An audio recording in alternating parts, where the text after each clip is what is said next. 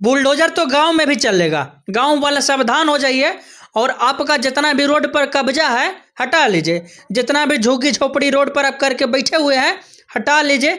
जितना भी आप जो है रोड पर कब्जा करके घर द्वार बना लिए हैं हटा लीजिए, नहीं तो सम्राट चौधरी का बुलडोजर चलेगा और आपके झुग्गी झोपड़ी को तहस नहस कर देगा, आपके घर को तोड़ देगा और आपके जो है कि झोपड़ी को तबाह कर देगा, उखाड़ फेंकेगा। काहे कि अगर आप अतिक्रमण करके बैठे हुए हैं गांव में तो अब आप सावधान हो जाइए। बहुत हो गया शहरों की साफ सफाई, अब सम्राट चौधरी का बुलडोजर गांव में ही चल रहा है और उससे पहले सभी को नोटिस दिया जा रहा है अनेकों गांव में।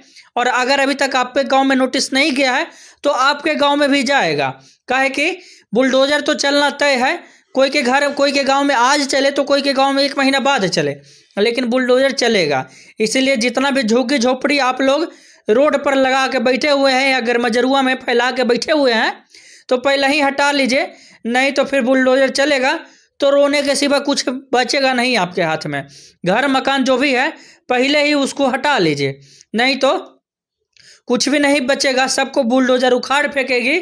और सम्राट चौधरी का खुलकर ऐलान है कि अब गांव में भी साफ सफाई जरूरी हो गया है, गांव से भी अतिक्रमण को मुक्त करना जरूरी हो गया है। तो अगर आप गांव वाले हैं तो सुधर जाइए, गांव वाले हैं तो सचेत हो जाइए, गांव वाले हैं तो सतर्क हो जाइए और पहले ही अपना ठिकाना ढूंढ लीजिए, नहीं तो फिर अचानक से जब बुलडोजर उखाड़ के फेंकेगी तो रोने के सिवा कुछ नहीं बचेगा, सिर्फ और सिर्फ रो पाएंगे।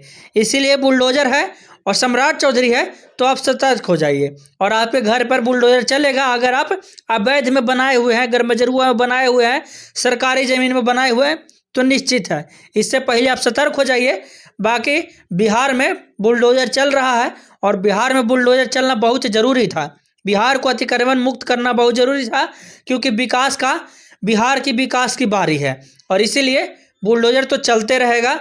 और आप लोग अपना रास्ता देख लीजिए, अगर गरमजरुआ में है, सरकारी ज़मीन में है तो बाकी वीडियो को शेयर कर दीजिए और तमाम लोगों तक पहुंचा दीजिए। और आपके गांव में भी बुलडोजर चलेगा, थोड़ा सा इंतज़ार कर लीजिए।